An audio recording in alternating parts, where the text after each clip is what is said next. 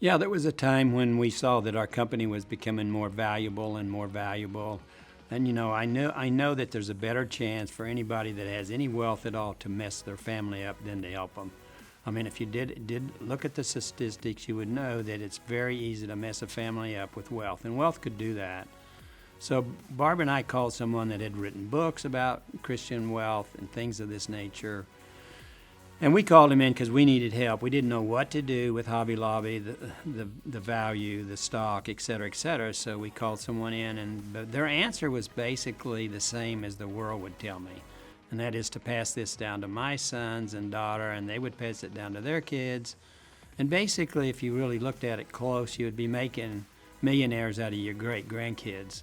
And I couldn't sleep at night. I just knew that even though these were godly men, they were men that were wanting to do things right, I knew it was the wrong thing to do.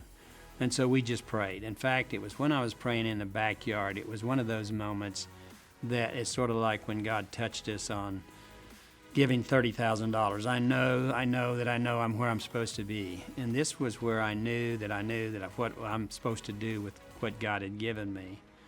So God just asked me one question that solved all my problems. And he asked me, what would I do with Hobby Lobby if the Jones family owned it? And I said, well, I have nothing to give. And it's sort of like he says, you got it. He had to ask me that question for me to understand that I'm not an owner. And it doesn't take that moment for us to know that. We can just go to God's Word and find out that God owns everything. It's in the Scriptures. It tells us over and over that he owns it. Now, most of us Christian guys will say the right thing and that God owns it, but yet we handle it the same way as non-Christians.